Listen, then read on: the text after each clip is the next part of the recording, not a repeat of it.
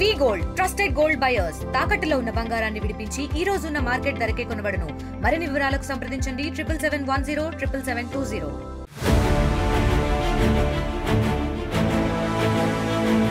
Telugu cinema చరిత్రలో ఆమెది ఓ ప్రత్యేక అధ్యాయం. చిత్రసీమలో మహిళా నిర్మాతగా నిలదొక్కుని స్టూడియో అధినేతగా తనదైన ముద్ర వేసి ఎందరో మహిళలకు ఆదర్శంగా నిలిచారామె.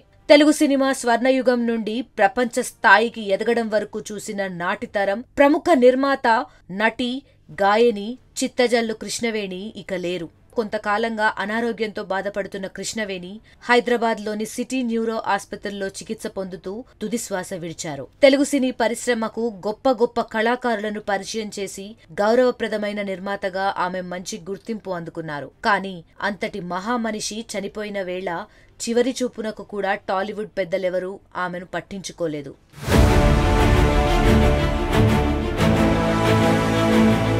1924 డిసెంబర్ 24న పశ్చిమ గోదావరి జిల్లా పంగిడిలో జన్మించిన కృష్ణవేణి 1936లో అనసూయ అనే సినిమాతో బాలనటిగా సినీ రంగ ప్రవేశం చేశారు. కృష్ణవేణి హీరోయిన్ గా నటించిన తొలి చిత్రం కుచదేవయాని 1938లో వచ్చింది. తెలుగు, తమిళ భాషల్లో నటిస్తూ ప్రత్యేక గుర్తింపు సంపాదించుకున్న కృష్ణవేణి గాయనిగా కూడా మంచి గుర్తింపు తెచ్చుకున్నారు. 1939లో మహానంద చిత్రంలో నటిస్తుండగా ప్రసిద్ధ దర్శకుడు, నిర్మాత మీర్జాపురం రాజాను ప్రేమించి పెళ్లాడారు.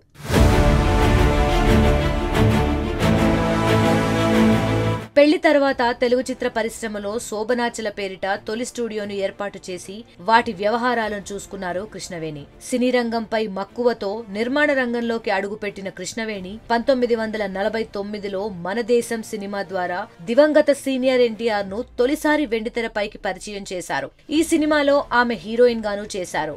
నటి, గాయని, నిర్మాత, స్టూడియో అధినేతగా ఎంతో గుర్తింపు తెచ్చుకున్న కృష్ణవేణి మరణాన్ని తెలుగు సినీ పెద్దలు పట్టించుకోకపోవడం బాధాకరం. హైదరాబాద్ లోని ఫిలిం నగర్ మహాప్రస్థానంలో కృష్ణవేణి అంత్యక్రియలు జరిగాయి. కుటుంబ సభ్యులు, సన్నిహితులు హాజరై ఆమెకు కడసారి నివాళులర్పించారు. అనంతరం మనవరాలు అర్చన ఆమెకు అంతిమ సంస్కారాలు నిర్వహించారు. అయితే ఈ సీనియర్ నటి అంత్యక్రియలకు టాలీవుడ్ చిత్ర పరిశ్రమ నుంచి ఏ ఒక్కరూ కూడా హాజరు కాకపోవడం శోచనీయమనే చెప్పాలి.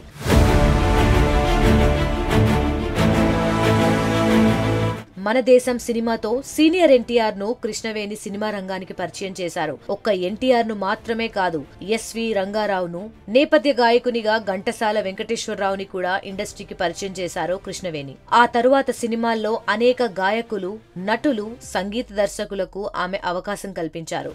అంతటి సీనియర్ నటికి వీడుకోలు పలికేందుకు కనీసం సినీ పెద్దలకు టైం కూడా దొరకలేదన్న విమర్శలు వినిపిస్తున్నాయి. ఇది ఆమెను అవమానించడమే అవుతుందని పలువురు అభిప్రాయపడుతున్నారు.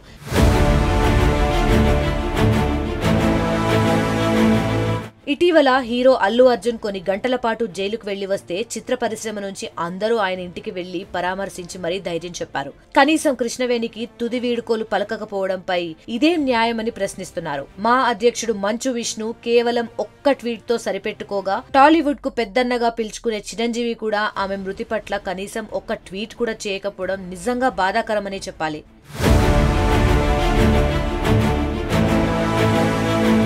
మరిన్ని వీడియోస్ కోసం ఛానల్ ని సబ్స్క్రైబ్ చేయండి. లేటెస్ట్ అప్డేట్స్ కోసం వాట్సాప్ ఛానల్ ని ఫాలో అవ్వండి. ఆ లింక్ డిస్క్రిప్షన్ లో ఉంది.